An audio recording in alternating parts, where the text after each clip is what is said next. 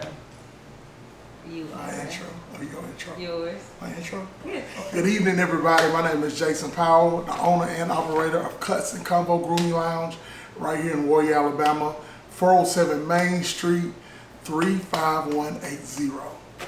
How did you come up with the name of Cutz Convo? To be honest, I began to reflect on when my dad used to take me to barbershops. And more than the people enjoyed the haircuts, they enjoyed the conversation.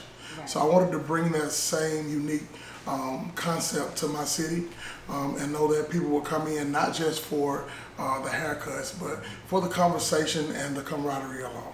Gear more towards how you transitioned into entrepreneurship. What was it like for you?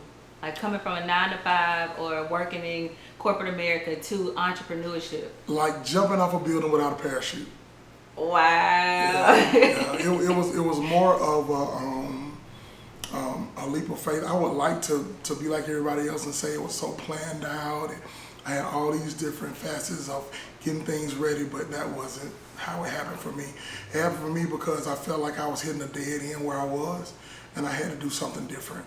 So I made a drastic decision to just leap out on faith and see what happened. I started out cutting hair in my house, and by faith this building came available. I took it on and I did all of the renovations and everything on my own.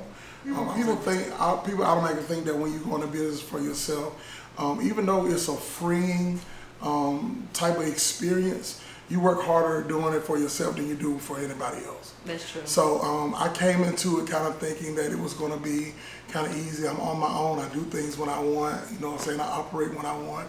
But I found out it was a lot more work that I had to invest in it, even though I was doing it for myself. Okay.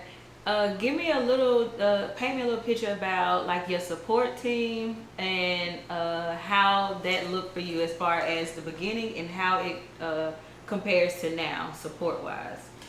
Support-wise, I think we make the mistake of thinking of having a set list of people that we think are going to be there for us when we go into things like this, and it never happens that way. It's always God sends people that you don't expect, if that makes sense. So the support was good, but it was unexpected, if that makes sense. Mm-hmm. But from then to now, we've grown so much.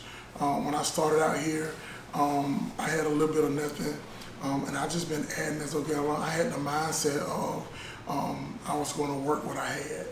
And now looking back on it, I think I've been here for a little bit over a year. And even inside looks a whole lot different than it did before.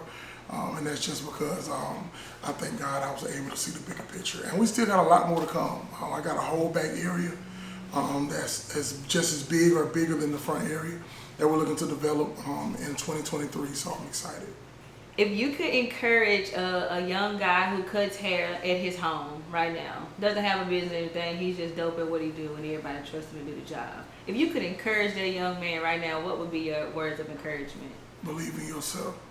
I don't care how many people are doing it around you, always have in your mind that you can do it better. Regardless if you've seen it 1,000 times before, stand on what you believe, trust in yourself, and work out your vision. And if you do that, as long as you stay true to yourself, you have nobody to compete with if you only compete with yourself.